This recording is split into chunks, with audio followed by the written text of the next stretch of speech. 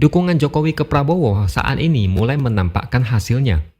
Prabowo kayak dipaksa untuk melanjutkan program Jokowi meskipun nantinya banyak masalah. Ibarat kena getah, tapi tetap harus lanjut.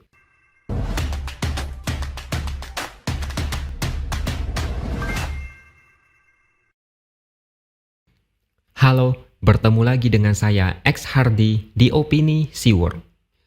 Sebagai presiden terpilih yang menang karena ada faktor Jokowi, Prabowo tidak bisa sepenuhnya lepas dari bayang-bayang Jokowi.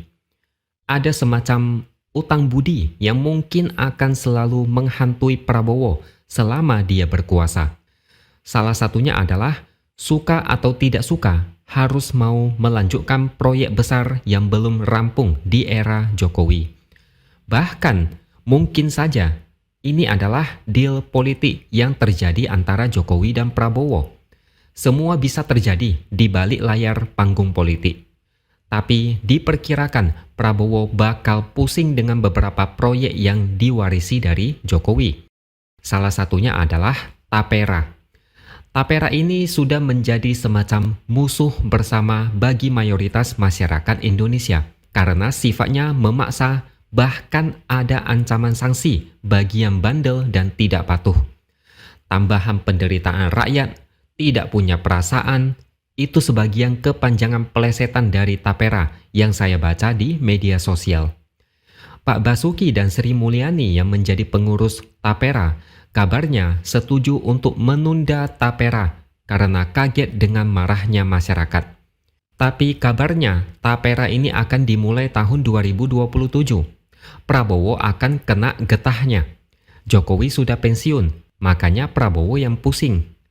Tapera ini bukan kebijakan yang populis dan banyak pejabat sangat menghindari membuat kebijakan seperti ini. Prabowo ikut bicara soal polemik Tapera. Dia bilang dia nanti akan pelajari keluhan masyarakat, kemudian akan cari solusi terbaik. Dan menariknya, ketika Prabowo ditanya, apakah nanti saat dia jadi presiden, Tapera akan tetap dilanjutkan atau tidak? Dia tidak berani menjawab langsung. Sebenarnya Prabowo sendiri masih belum tahu mau gimana. Lebih baik menjawab diplomatis untuk mencegah supaya polemik bisa sedikit reda.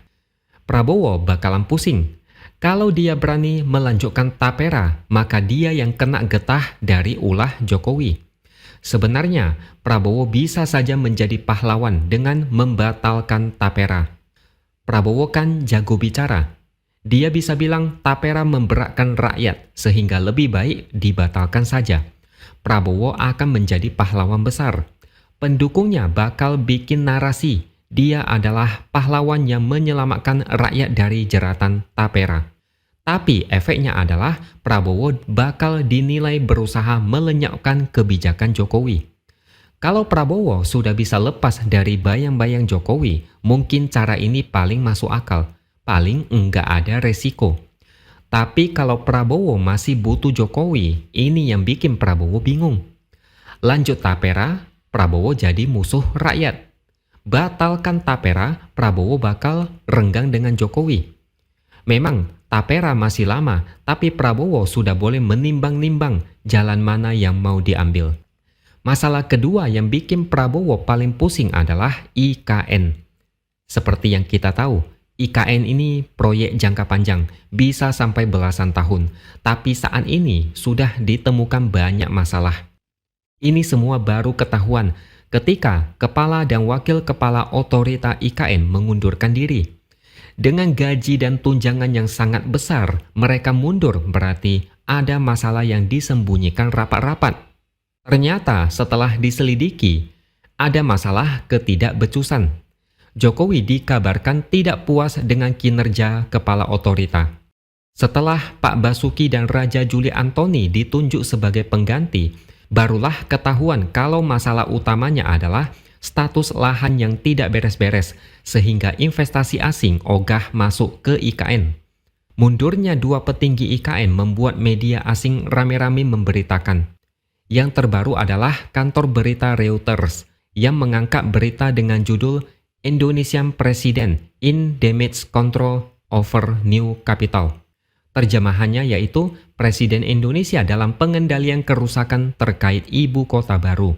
Di artikel itu disebutkan, Jokowi berusaha meyakinkan investor akan prospek IKN.